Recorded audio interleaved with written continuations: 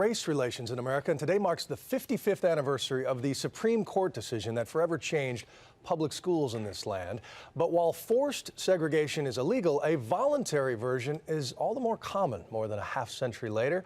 And Ron's here with look at that. Good morning. Bill, consider this. In 1968, the vast majority of African-American students in the South went to schools that were overwhelmingly or exclusively black. 4 years later, most black students were in integrated schools, but in recent years, that has changed. Public schools in the South and North have gone back to being mostly black and Latino or mostly white and legally.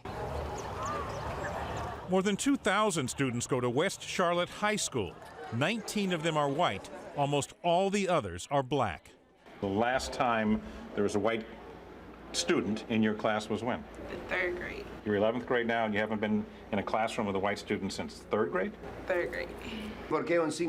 It wasn't always this way. For nearly 30 years, starting in the early 1970s, West Charlotte was integrated, about 60% white, about 40% African American, including Candace's mother, Renee.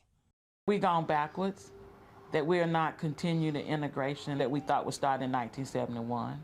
Like many school districts in America, Charlotte's public schools were integrated through mandatory busing. But a succession of rulings by an increasingly conservative U.S. Supreme Court effectively dismantled the mandatory busing system. We don't have legal segregation where there are schools that are labeled for whites and blacks, but we have the practical equivalent. We have schools that are 99 to 100% black or Latino. ORFIELD says studies show minority students attending integrated schools do better on achievement tests, and that black, white, and Latino children learn a valuable social skill, how to get along. You can see that the buildings haven't changed much. When Candace Stitt looks at her mother's high school yearbook, she's amazed at what she sees. I was excited because I asked her questions like, how was it?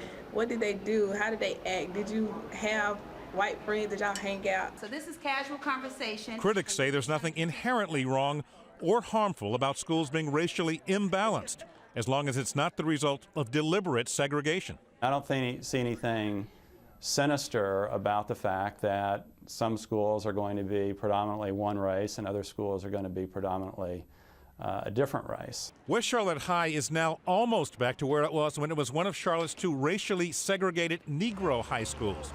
There are many schools just like West Charlotte. America should mind. It should be concerned. It just elected an African-American president. It should not want to see even the natural resegregation of people. But that is what is happening 55 years today since Brown. And Gary Orfield of the Civil Rights Project says most of the extreme school segregation or racial separation is not in the South, it's in the North, in cities like New York City, Chicago, and Los Angeles, and in the suburbs or outside of northern cities. Bill and Kate.